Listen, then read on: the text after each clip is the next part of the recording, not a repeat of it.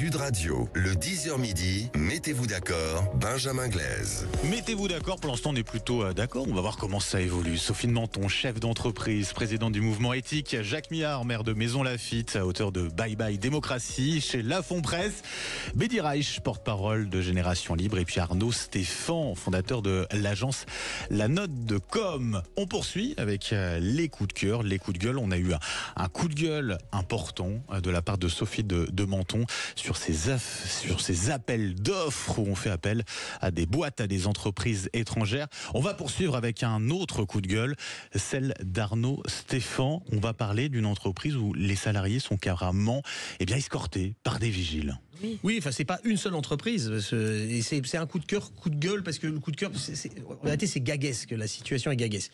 C'est-à-dire que par idéologie, tout d'un coup, un certain nombre d'entreprises se sont dit c'est merveilleux, on va installer nos entreprises dans de nouveaux territoires, au plus proche de ces populations qui souffrent. Nous allons faire de l'idéologie économique et nous allons nous installer très loin de nos bases traditionnelles. Patatras. En effet, ils se sont installés loin de leur base traditionnelle et ce ne sont pas simplement une entreprise, mais des entreprises, plus le ministère de la Justice, qui est obligé d'organiser des navettes sécurisées pour ces cadres. Du côté d'Aubervilliers. À côté d'Aubervilliers, parce que sinon, ils se font agresser ou embêter ou harceler. Et donc, ce sont des milliers de salariés qui se retrouvent dans une situation impossible. Nous avions déjà vécu il y a quelques années la même chose avec Vente Privée, qui était obligé de faire raccompagner par des vigiles ces salariés femmes. Et ma société de télémarketing, parce qu'on avait des réducs quand on s'installait en banlieue. Oui, des aides, on avait des gens, ça a été beaucoup moins grave qu'aujourd'hui, pour les raccompagner au métro le soir. Et oui, voilà. Et donc ça fait quand même déjà 15 ans. On vous appelle, un ami vous appelle peut-être. Je suis content d'avoir un ami. Le téléphone sonne effectivement de donc Sophie voilà, de Menton. ces entreprises, tout d'un coup, parce qu'aujourd'hui, on parlait des appels d'offres tout à l'heure avec Sophie. Il faut voir ce que c'est qu'un appel d'offres aujourd'hui pour une entreprise. C'est-à-dire que, on dit n'importe quoi. Il y a 100 pages d'appel d'offres, il y en a 40, c'est sur le RSE, la bonne gestion, comment il faut être gentil, il faut pas toucher les normes, faut pas toucher aux petits oiseaux si jamais vous installez à Bagnolet, on sait pas pourquoi tout d'un coup, mais bon voilà.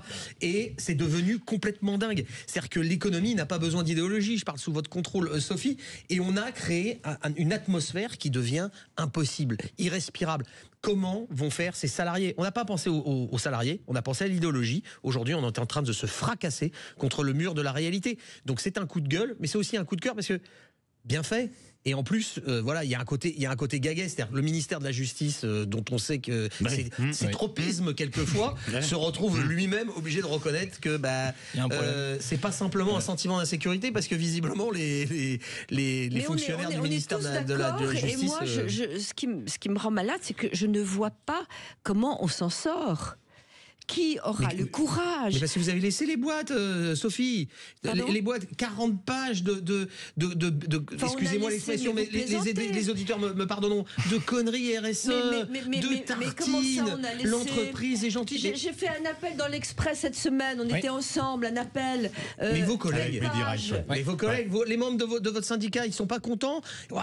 Délégués RSE, on n'a pas l'habitude, ils font pas la grève, ils descendent pas dans la rue, ils sont pas violents et ils bossent, excusez-nous. Oui, donc ça se fait pas, ça. Non, mais d'accord, mais enfin, il n'empêche que les entreprises se sont délectées de ça. Mais pour la bonne et simple raison. Non, mais comment on fait? Moi, je suis partante. Donnez-moi une idée. Il y a un moment, vous connaissez le mot non? Mais on dit non, mais on est impuissant. Vous dites non. Et alors, j'ai eu un contrôle sur l'état de sécurité des bureaux à éthique hier. Ouais. Je vous donne en mille. Sécurité, c'est pas tout à fait pareil. C'est pas comme si on avait vérifié qu'il y avait des toilettes mixtes dans mon bureau. Les bureaux sont-ils une sécurité? Vous savez, la seule réflexion qu'ils ont fait, c'est qu'on pouvait se prendre les pieds dans le tapis de mon bureau. Non, mais sérieux. C'est arrivé à Poudin, non? mais c'est arrivé à des gens qui se prennent le tapis, dans le tapis. C'est extraordinaire parce que c'est tellement drôle. Elle a dit ma seule réflexion, tout est bien, mais alors là, je note quand même, on peut se prendre les pieds dans le tapis du bureau de Madame de Menton. Ouais. Mais vous avez une machine à café genrée. C'est attention. C'est UBS. Mais Reich, avant de donner la parole, bien sûr, à Jacques Millard, ce qui est gaguesque, le mot il est bien utilisé, c'est que ce soit le ministère de la Justice qui en vient à devoir protéger ses propres administrés. Et qu'est-ce qu'on fait? C'est incroyable. Enfin, moi, Ça sert à rien qu'on crie ici. Mais qu'est-ce qu'on fait? On va Jacques Millard, par exemple. Oui. Quelle réponse Un élu, possible enfin. selon vous, Jacques Millard, maire de Écoutez, Maison-Lafitte? c'est très simple. En réalité, on est arrivé à le règne du bureau. Et donc, on est arrivé à un moment où c'est la technocratie qui gouverne et qui n'a de cesse de pondre des normes à tout va. Et ça, c'est la faute du politique. C'est la faute du politique qui a voté toute une série de lois sans en avoir les conséquences. Et donc, il faut reprendre tout ça. Moi, j'ai fait l'analyse, par exemple, du porté à connaissance de l'État envoyé au schéma à la région pour l'élaboration du schéma directeur de l'Île-de-France Eh bien, je peux vous dire que c'est une suite comment dirais-je, de pluie de normes que les politiques ont votées et ils ont donné le pouvoir à la technocratie qui pond un certain nombre de normes à profusion. Donc tout ça est à reprendre et comme le vient de le dire Arnaud, il y a un moment, il faut dire non, on va aller vous faire foutre. Allez vous faire foutre et on ne va pas, je dirais, répondre à cette querelle. Il y a un risque, c'est qu'effectivement derrière, dans l'état actuel de l'état de droit, c'est que s'il y a un recours et que vous n'avez pas rempli toutes les cases, eh bien votre appel d'offres va aller au tapis si vous avez été retenu. Mais c'est un problème majeur où il faut purger totalement je dirais, l'état de droit français de ces facéties qui bloque tout le monde et qui n'aboutit à aucun résultat, parce que c'est contre-productif à l'envi. Oui, forcément beaucoup d'élus et de patrons d'entreprise. Mais on découvre que la France, elle est peuplée de libéraux qui s'ignorent. C'est quand même incroyable. On se plaint sans cesse de l'administration. On se plaint des normes et on fait tout pour en avoir. À chaque fois qu'il y a un problème, on va nous sortir une législation. Mais je croyais que le mot à la mode, c'était simplification, choc de simplification. En fait, c'est juste un mot. On n'avance pas là-dessus. Mais on parle de décentralisation, on la fait jamais. On donne pas de pouvoir aux communes, on donne rien. En fait, tout est centralisé sur Paris, tout est centralo-parisien. C'est un terme que je viens d'inventer, mais c'est toujours la même chose. Félicite. Ouais, merci. Je fais des néologismes en direct. Voilà. Mais ça ressemble à rien. On se plaint. En fait, on se plaint des choses alors qu'on enchérit les causes. Enfin, ça n'a aucun sens. Je suis d'accord. Donc, en fait, se plaindre que l'administration, effectivement, qu'on est dans un surétat administré, qu'il y a trop de législation, trop de normes, et on est les premiers à en demander dès qu'il y a un problème. Dès que le Français il est pas content, il dit ah bah non, il faut revenir à mon secours. L'objection quand même, c'est que, par exemple, moi je suis très contre les aides aux entreprises. Mais les aides aux entreprises, elles sont données parce que on attaque tellement certains secteurs que si on faisait pas des aides parallèles, etc., on les mettrait en très grande difficulté. C'est un effet de compensation. Donc, c'est pour ça que finalement, on est tellement taxé, le pays le plus taxé au monde quand même, sur le plan des entreprises, qu'on prend tout ce qui passe. Évidemment, Sophie, et c'est lamentable. Est-ce qu'on n'a pas l'impression un peu... Arnaud Stéphane pour conclure. Comme c'est le cas quand on découvre que la France donne 130 millions d'euros par an à la Chine pour son développement. Est-ce que sérieusement des aides pour L'Oréal ou pour Michelin, etc. Une des propositions d'éthique, c'est de supprimer aujourd'hui toutes les aides extérieures aux autres pays. C'est une proposition pour gagner de l'argent. Je n'ai plus le nombre de milliards parce que j'ai du mal avec les milliards.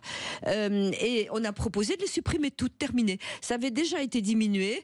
Et il y a un moment où le Premier ministre pourrait décider de supprimer les aides. On peut mettre ça pendant 1 an si on veut.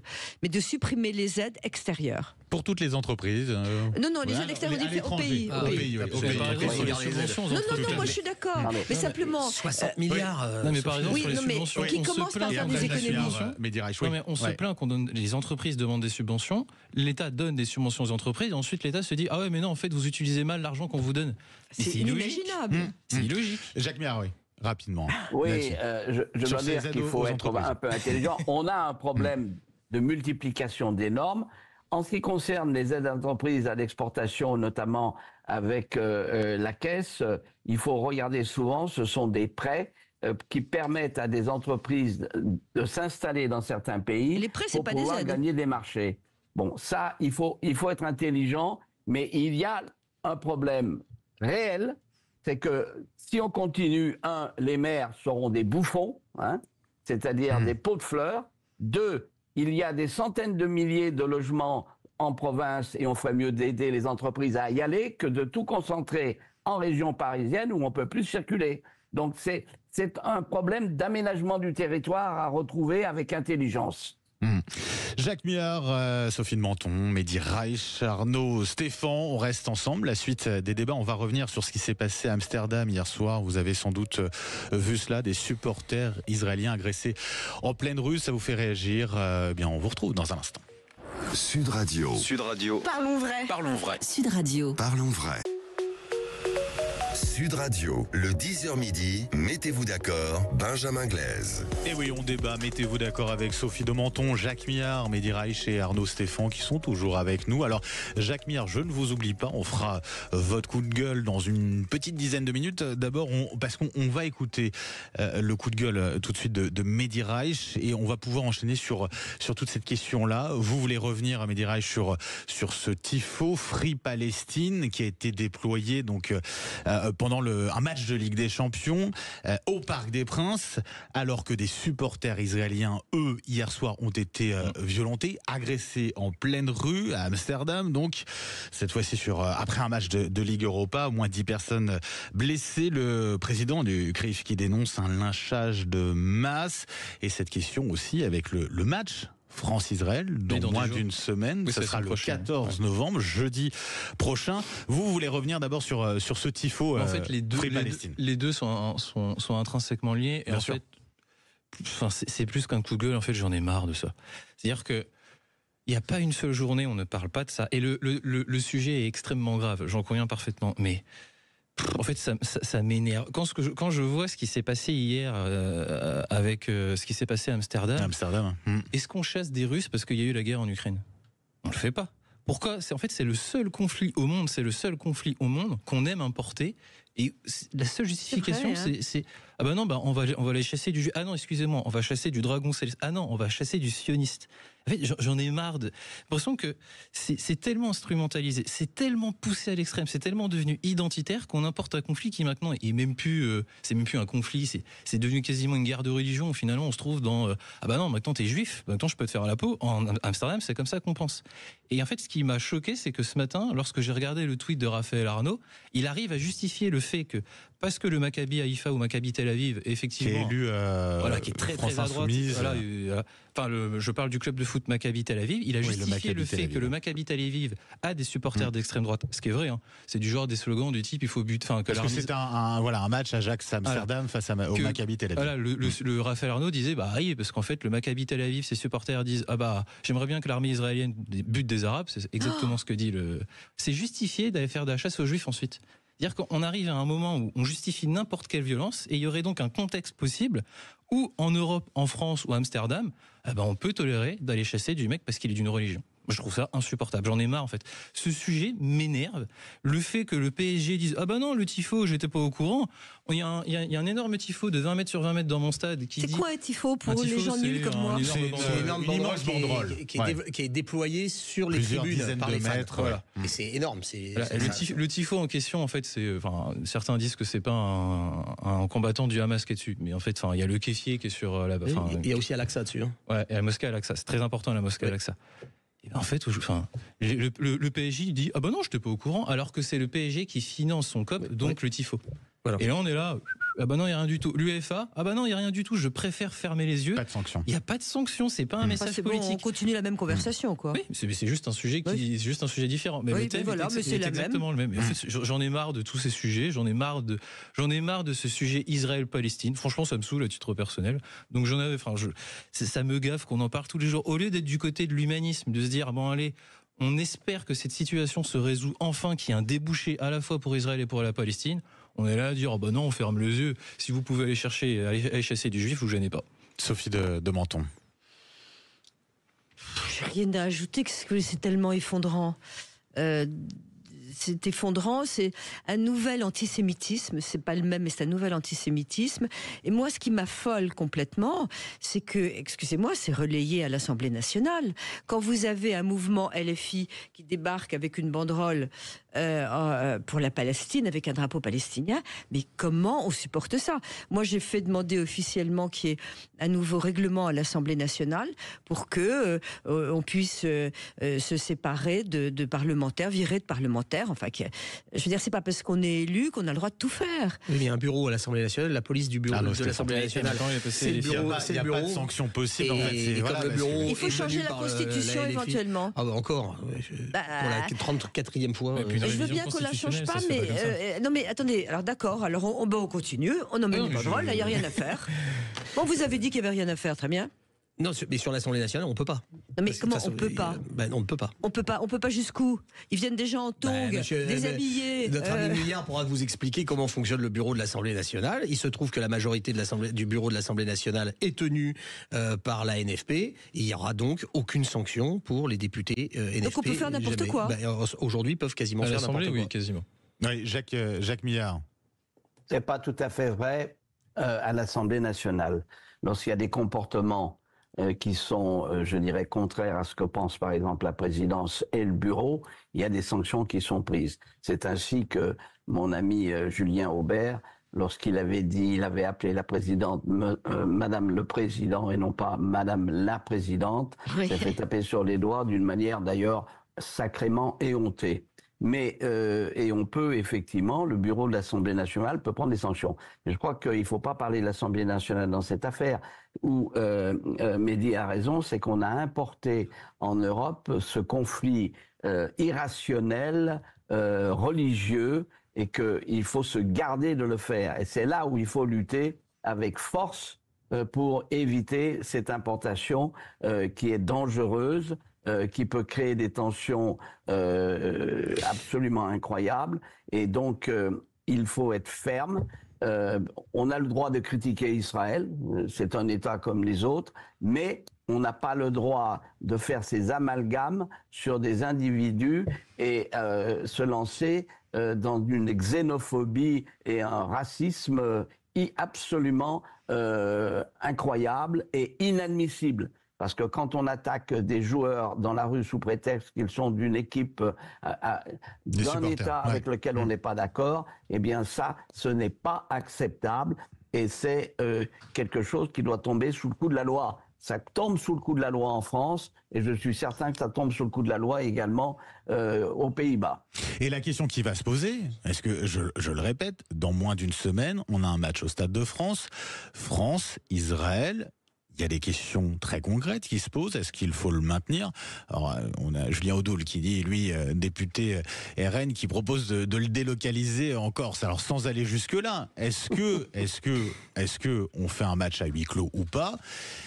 Et puis, qu'est-ce qu'on en fait de ce match-là? Arnaud Stéphane. Si la question aujourd'hui en France, c'est de se dire comment... C'est la question à court terme. Après, je ne dis pas sur le long terme. Bien sûr, là, je vous entendais sur le long terme. Moi, je suis épouvanté de ce que ça dit de la société française et de ce que ça dit de la guerre de tous contre tous aujourd'hui dans notre pays. À Paris et dans les instances gouvernantes. J'ai l'impression que c'est pas pareil. Non, mais pourquoi ils veulent jouer peut-être à huis clos? Vous avez compris pourquoi? Parce que qu'en Belgique, pour l'instant, il va être hyper sécurisé. On va faire attention, mais il va y aura un gros dispositif dans le stade et à l'extérieur. Rappelez-moi où il va jouer. Au Stade de France, à Saint-Denis avec les supporters anglais autour, etc. Voilà, ok.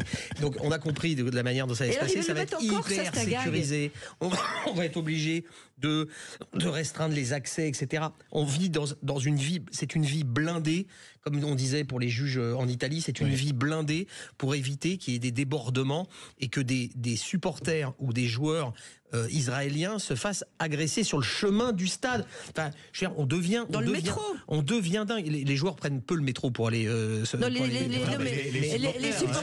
supporters. Non, mais même le convoi des joueurs, le bus. Vous pensez que ça va se passer comment? Ce qui s'est passé comment? Leur hôtel, etc. En hélico. Ce qui s'est passé cette nuit, ils sont allés à la voiture bélier sur les supporters. C'est pas genre une agression. Bon, alors qu'est-ce qu'on fait? Parce que je vous entends, je suis désespéré. On a noté tout à l'heure avec le camarade Mehdi que quand même sur la banderole qui a été déployée au Parc des Princes. Oui, c'est ça. Le tifo avec le combattant du Hamas qui n'est pas un combattant du Hamas mais qui est quand même un combattant du Hamas. Ça veut pas dire ce que ça veut dire. C'est généralement le règlement. Il y a des symboles. Le symbole est partout et le symbole parle plus que toute déclaration. En grand, au milieu, il y a la mosquée d'Al-Aqsa. Voilà. La mosquée d'Al-Aqsa, c'est c'est le nom que donnent les brigades, par exemple, les martyrs d'Al-Aqsa. C'est la brigade du Fatah, je crois, c'est les martyrs d'Al-Aqsa. C'est la référence suprême pour les combattants palestiniens. Voilà, c'est la lutte. Tant que nous n'aurons pas libéré la mosquée d'Al-Aqsa, on n'aura pas libéré la Palestine, et que le combat doit continuer. Al-Aqsa, la mosquée d'Al-Aqsa est en plein cœur de Jérusalem. Donc c'est un symbole très fort. Ils l'ont mis en énorme au milieu. Enfin, il n'y a aucun doute là-dessus. Il n'y a aucun doute sur le sous-texte qu'il faut donner à ça. Mais ce qui va se passer sur le match on va conclure avec vous, et puis on passera ensuite au coup de gueule de Jacques Maillard. Il y a une certaine violence politique, à la limite que des échanges soient tendus. C'est la vie démocratique. Ça a toujours existé. Ça existera, et c'est même plutôt ça veut dire qu'il y a un foisonnement d'idées. Mais là, on dépasse le cadre de la simple lutte politique. C'est devenu vivant. C'est que dire que maintenant, c'est même pas si tu es juif, c'est si tu es supposé juif, il peut t'arriver un malheur. Moi, je trouve ça affreux. Franchement, il n'y a pas de... Oui, mais enfin, ce qui est certain, c'est qu'on devrait quand même savoir qui a déployé ce tifo, comme vous dites. On est bien d'accord. On a des caméras, de toute façon. Voilà. Et là, il y a des sanctions à prendre. Et voilà, il ne faut pas non plus dévier. Il est clair que c'est une faute, il est clair que c'est inadmissible, et qu'il est clair qu'il doit y avoir une sanction. Point barre. Allez, on revient dans un instant. Sophie de Menton, Jacques Millard, Mehdi Reich et Arnaud Stéphan. Autre sujet. Alors, on parlera, bien sûr, Jacques Millard nous dira quel est son coup de gueule. On va parler de ce vent de panique de la part des Européens à la suite de l'élection de Donald Trump. À tout de suite. Sud Radio. Parlons vrai. Parlons vrai. Sud Radio. Parlons vrai. Sud Radio. Parlons vrai. Sud Radio, le 10h midi, mettez-vous d'accord, Benjamin Glaise. Et oui, mettez-vous d'accord jusqu'à midi avec nos débatteurs du jour. Sophie de Menton, chef d'entreprise, présidente du mouvement éthique. Jacques Millard, maire de Maison Lafitte, auteur de Bye Bye Démocratie.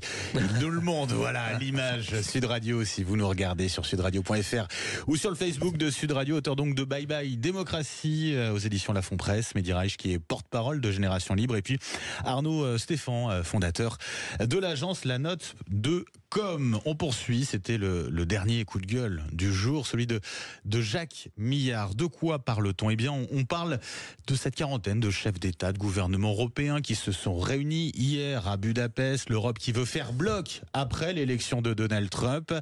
Sommet de la communauté politique européenne, Emmanuel Macron appelle au réveil de l'Europe. Le monde est fait d'herbivores et de carnivores. Si on décide de rester des herbivores, les carnivores gagneront. Et nous serons un marché pour eux.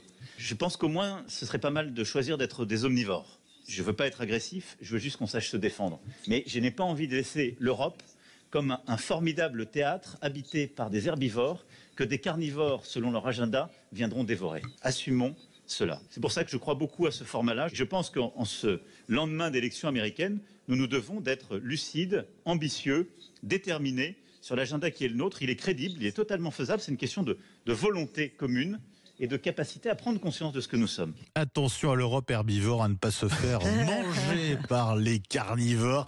Jacques Millard, ça vous a inspiré un coup de gueule? Oui, ça m'inspire un coup de gueule, parce que premièrement, je vais dire que Macron, on ne va pas le mettre dans les carnivores. Il y a longtemps qu'il n'a plus de dents, c'est aussi simple que ça.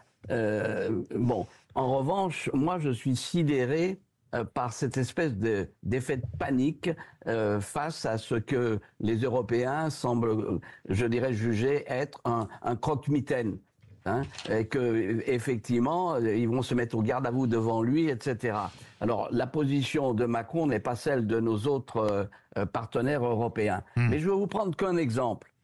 À propos de cette histoire de l'OTAN, où on craint que, bien évidemment, Trump quitte l'OTAN, mais c'est une rigolade d'entendre ça. Pourquoi ? Parce que l'OTAN, c'est l'organisation américaine politique par excellence qui permet effectivement à l'Amérique d'avoir une grande influence en Europe et que personne, et qu'il ne va jamais quitter l'OTAN. Alors bien sûr, il va dire aux Européens, il faut que vous dépensiez plus, dont acte. Et alors ? Mais en réalité, c'est de l'illusion. Et on est dans un village planétaire. Et dans ce village planétaire, il y a des interactions multiples et variées sur tout et réciproquement. Donc, les Américains et M. Trump ne changera rien à cette géopolitique et que les Européens, mais si, il ne faut pas croire, il ne changera rien à ça parce qu'il a un instrument qui s'appelle l'OTAN et que vous avez les Polonais qui sont pro-OTAN à 1000%, vous avez les Allemands qui sont OTAN à 1000% et que ce n'est pas les rodomontades de Macron qui changera quoi que ce soit et que Trump, de ce côté-là, n'abandonnera jamais l'OTAN, il faut le savoir. Ensuite, sur les mesures commerciales qu'il va prendre, eh ben, s'il en prend, il en recevra dans la poire quelques-unes en retour. C'est aussi simple que ça. Malheureusement, Trump a un atout au sein de l'Union européenne, c'est la secrétaire générale von der Leyen qui est pro-américaine à 1000%. Et ça, c'est un problème, mais c'est aux Européens, je dirais, à choisir par qui ils veulent être représentés et pas par des pro-américains à longueur de temps. C'est aussi simple que ça. Je vous voyais réagir, Arnaud Stéphane. Oui, parce que la géopolitique a beaucoup changé et ce que l'élection de Donald Trump va apporter ou amener, selon comment on se place, je vais dire amener, hein, on va dire comme ça, on va amener au lieu d'apporter, c'est peut-être trop positif, amener, c'est qu'il va y avoir quand même un changement politique et moral assez profond. Pourquoi l'Union européenne telle que nous la connaissons aujourd'hui et une partie de ses actuels dirigeants tout d'un coup voient l'élection de Donald Trump comme une menace?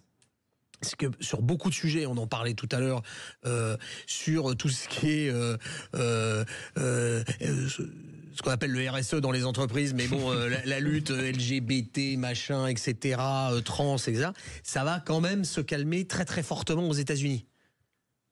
Très fortement. Oui, ça c'est pas un mal quand même. Mais c'est le 6 o'clock paradoxe, on dit ça dans les pays anglo-saxons, c'est le 6 o'clock paradoxe. C'est que ce qui est parti dans un sens peut exactement revenir dans le même sens. C'est-à-dire que les entreprises américaines peuvent dire, allez non, au fait, on a changé nos normes, si aujourd'hui vous défendez les trucs trans et LGBT, on signe pas de contrat avec vous. Et toute entreprise qui fera ça ne le fera pas. On parle de sécurité, on parle aussi d'économie. C'est cette fameuse, ce fameux sujet de choc des droits de douane. On parle, Donald Trump a parlé d'augmenter ses droits de douane de 10 à 25%. Il y a quand même des entreprises qui sont inquiètes. On fait une erreur que je connais, puisque je l'ai vu de mes yeux aux États-Unis. On pense que les Américains, parce qu'ils nous ressemblent, sont comme nous.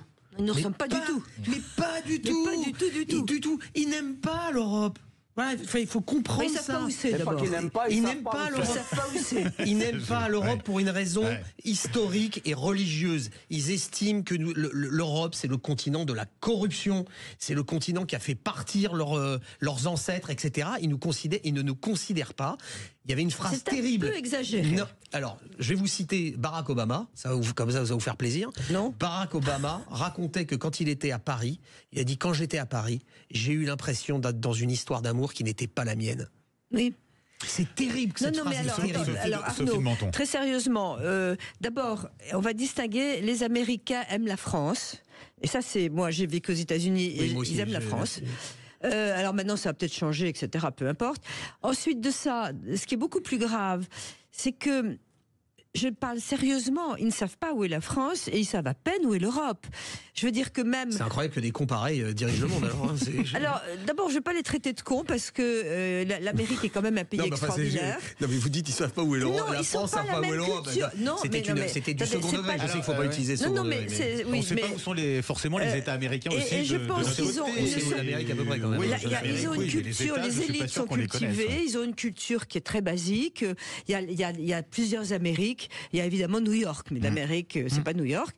Donc voilà, ils ont quand même un bon sens. Il y a cette phrase de Clémenceau. Les plus grandes universités du monde. Qu'est-ce que vous racontez, Sophie? Oui, c'est ce que je dis. Mais c'est des élites, ça. Mais c'est pas que les élites. Enfin, je veux dire, quand même. C'est pas que les élites. C'est pas l'Amérique profonde. Hein. Je veux dire, quand je vois que tout le monde dit, oh là là, le fils de Donald Trump, quelle andouille, vraiment c'est un âne, etc. Il est diplômé de Wharton. Je viens de dire la même chose. Je viens de dire la même chose. L'école de commerce aux États-Unis. Je dis que même dans le monde, les universités, New York, etc., et les élites, c'est très loin de l'Amérique profonde. Quand on voit, il y a eu des reportages, quand on voit les campagnes de Trump et ses électeurs, j'avais pas peur de Trump, j'avais peur de ses électeurs. Il y avait un profil basique. Vous avez vu les électeurs de base de Harris? Enfin, sérieusement, quoi. Mais en fait, on fait une erreur. Les militants pro-Hamas à cheveux bleus dans les facs aux États-Unis, on essaie de coller notre propre prisme politique sur les États-Unis. Oui. François Hollande aux États-Unis, c'est un bolchevique. Ils prennent même Emmanuel Macron, c'est pas loin d'en être un. Donc en fait, coller notre propre paradigme culturel, politique sur les États-Unis, ça marche pas. On peut pas le faire. Donc c'est pour ça que parler de, enfin, il y a quelque chose d'amusant de dire, oh, on a tous peur de Donald Trump.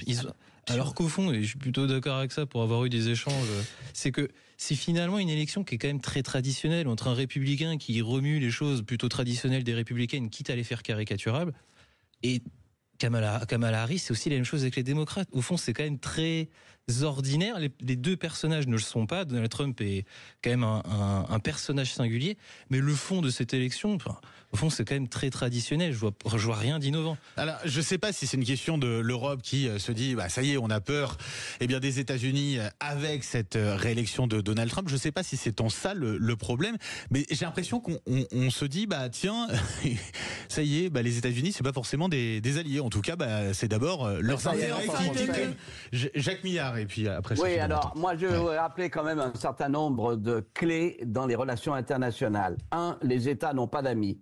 2, il n'y a aucune corrélation. Non, mais c'est comme si on s'en rendait compte, il y avait une prise de conscience aujourd'hui, j'ai l'impression. Attendez, laissez-moi terminer. 2, il n'y a aucune corrélation entre la taille et la puissance, c'est une question de détermination.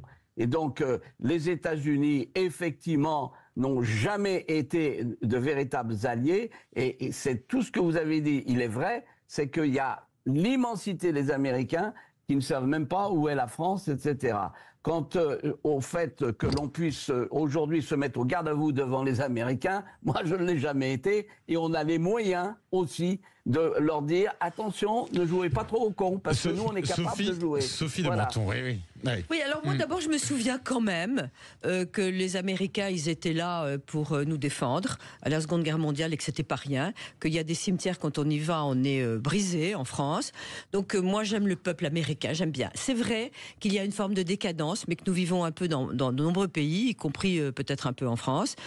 Qu'il y a une forme de décadence, qu'il y a des mouvements comme le wokisme, comme le reste, etc. Donc un pays divisé. Mais excusez-moi, vous êtes en train de nous raconter la fracture française aussi, hein, parce qu'on y vient. Oui. On va finir par être comme ça. Et ensuite, je voudrais dire aussi que j'ai été très choquée de l'unanimisme médiatique pendant toute cette période des élections, où tout d'un coup Trump est devenu fasciste. Médias, ouais. Ah bon, on avait un fasciste. L'utilisation du terme de fasciste est honteux. Il est président des États-Unis. J'espère qu'il va pas être mauvais. J'espère qu'il va réussir. J'espère qu'il aura peut-être des foucades qui feront arrêter les guerres. J'en sais rien.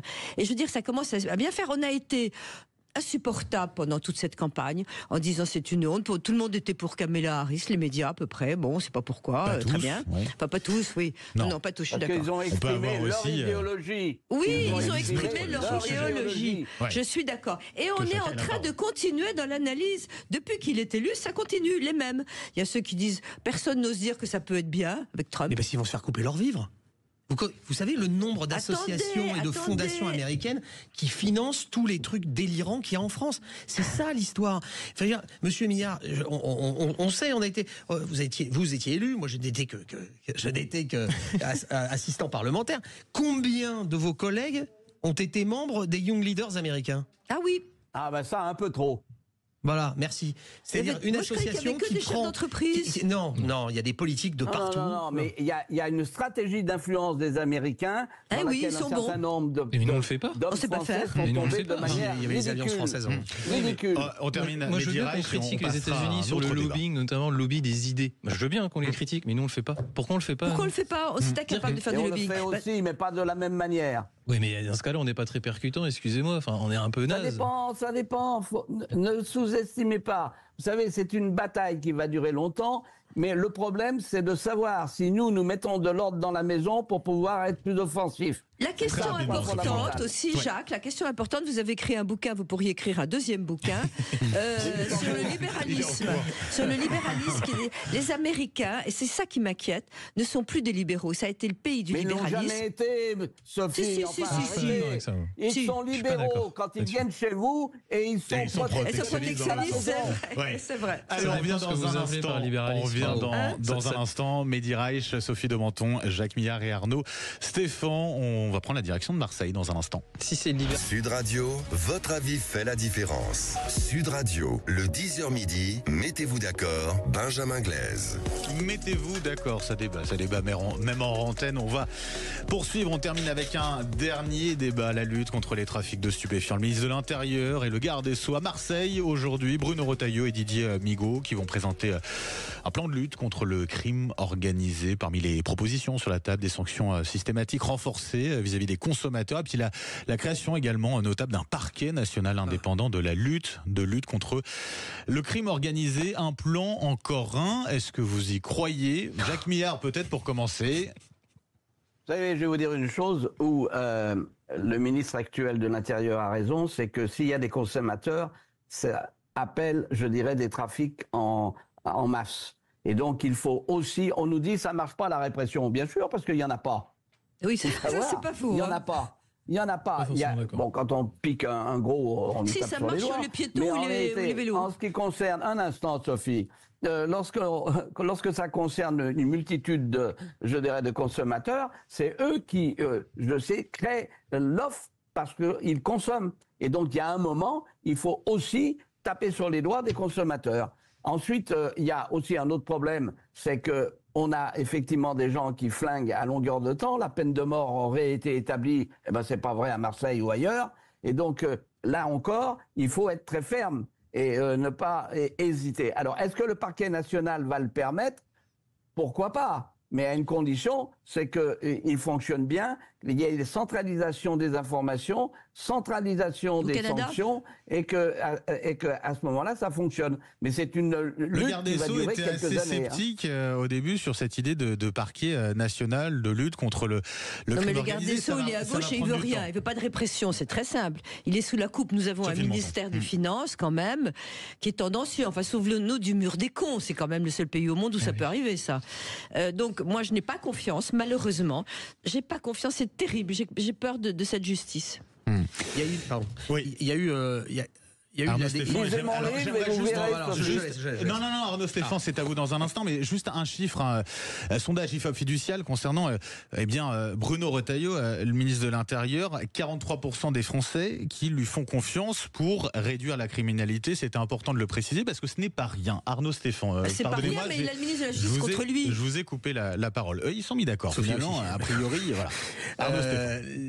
Le ministre de l'Intérieur a sorti peut-être la phrase la plus intéressante sur ce sujet, c'est quand il a dit au bout d'un moment, il faut adapter l'état de droit. Tout le monde est monté au plafond. Non, comment Absolument. ça, toucher à l'état de droit, c'est pas possible. Comment voulez-vous faire? C'est monstrueux, etc. Qu'ont fait les Italiens? C'est quoi l'article 45 S, je crois, en Italie? C'est justement une dérogation au droit normal, au droit habituel, pour lutter contre la mafia. Les mafieux perdent leurs droits. Ils sont enfermés, ils n'en peuvent pas sortir. Ils n'ont pas le droit aux visites. Leurs avocats peuvent être mis sur écoute. Enfin, c'est un truc invraisemblable. Ils ont autorisé un truc qui nous paraîtrait de la science-fiction. Non, c'est pas vrai, Sophie. Élargissement aussi du statut de repenti pour les crimes de sang, et ça a permis aussi d'en mettre beaucoup en prison. Bien sûr, parce que de toute façon, ils ne pouvaient pas sortir de tôle avec ces lois, ils ne pouvaient pas sortir. Les gens savaient que ce coup-ci, ils ne sortaient pas. Donc, coincés, ils ne sortaient pas au bout de 15 ans, au bout de 20 ans. L'état des droits n'est pas intangible. Bah voilà, exactement. L'état des droits n'est pas intangible, il peut évoluer à partir du moment où les lois l'adaptent. Aux États-Unis, c'est pareil. Ouais. Quand aux États-Unis, des lois ont été votées contre la drogue et notamment contre les trafiquants étrangers en Colombie et qu'on a dit vous les arrêtez en Colombie mais vous les renvoyez dans les prisons américaines, ça n'a pas été la même tout d'un coup. Mehdi Reich, sur ce nouveau plan de lutte contre le crime organisé, les premières mesures. On aimerait bien y croire. Je vais me faire l'avocat du diable juste pour alimenter le débat. Le raisonnement que fait Bruno Retailleau, il est très intuitif. Plus on sanctionnera le consommateur, donc la demande, plus l'offre va se tarir. Sauf que je suis pas sûr que ça marche comme ça. On a fait la chose avec la prostitution. Ça a créé une situation sanitaire encore pire, notamment pour les prostituées. Comme on pénalise le client, les passes se font avec soit moins de protection, soit la prostituée, elle est en besoin d'argent, donc la passe se fait, et ça crée une situation sanitaire. Vous demandez aux médecins ou aux praticiens, ils vous diront tous que la situation elle s'aggrave. Mais c'est pas pareil, la prostitution et la drogue, c'est pas pareil. Je vais faire un parallèle. Si on sanctionne de plus en plus le consommateur, on est déjà dans un marché qui est illégal. En fait, on risque juste plus de déplacer la demande qu'autre chose. Donc moi, je suis pas forcément certain que si on sanctionne toujours le consommateur... Toujours, on l'a jamais sanctionné. C'est pour ça que l'angle de la légalisation, pour moi, c'est plutôt intéressant à ce niveau-là. Aux États-Unis, ils ont légalisé dans un certain nombre d'États, vous avez que des zombies dans le milieu des rues. Oui, absolument. Mais oui. Voilà, en tout cas, Et d'ailleurs, ils m'ont dit pour finir, parce que gendarmerie, je suis réserviste, donc j'interroge les gendarmes, qui m'ont dit jamais la légalisation. Il m'a dit, vous savez pourquoi ? Vous êtes une chef d'entreprise. Eh bien, sachez que les trafiquants de drogue, c'est les meilleurs chefs d'entreprise qui existent. Évidemment. Ils ont des techniques de marketing, ils ont des réseaux de distribution, ils ont déjà prévu qu'on pouvait légaliser juste le cannabis, et donc ils ont pris la drogue au-dessus, les drogues de synthèse, pour que ce soit immédiatement reporté le marché, pour pas qu'ils perdent de pognon. Et donc, tout ce qu'on va faire, c'est reporter des consommateurs vers des drogues plus fortes. Donc ça, il faut pas... Moi, j'ai une interrogation dans ce cas. Allez jusqu'au bout de l'idée. Alors, 11h56, une interrogation. Non, mais c'est juste pour pousser la réflexion jusqu'au bout. Si on va jusqu'au bout, si on sanctionne à max, à balle, est-ce qu'il y aura toujours de la drogue ou pas ? Est-ce que la drogue circulera toujours ? Si vous sanctionnez à fond les consommateurs et que vous êtes dans l'ultra pénalisation, vas-y, je vais vous sanctionner à fond. Est-ce que ça empêchera le marché toujours d'exister ou d'avoir une consommation similaire ? C'est l'idée de la part de ce gouvernement, notamment avec les amendes forfaitaires délictuelles inscrites au casier judiciaire et puis davantage de sanctions vis-à-vis des consommateurs. Un grand merci à vous quatre pour ces débats. Jacques Millard, je suis navré, on va devoir couper parce qu'il y a Jean-Marie Bordry qui arrive. Et on va essayer de le mettre dans les meilleures dispositions pour qu'il commence à l'heure. En tout cas, un grand merci Jacques Millard, maire de Maison Lafitte. Je rappelle le titre de votre livre, Bye Bye Démocratie, aux éditions La Fonpresse. Sophie de Menton, que vous avez entendu à l'instant, chef d'entreprise, président du mouvement vocaliste pour le reste de la journée. Mehdi Reich, porte-parole de Génération Libre, et Arnaud Stéphane, fondateur de l'agence La Note de Com. Un grand merci d'avoir été avec nous ce matin sur Sud Radio. Dans un instant, Jean-Marie Bordry. Sud Radio. Parlons vrai. Parlons vrai.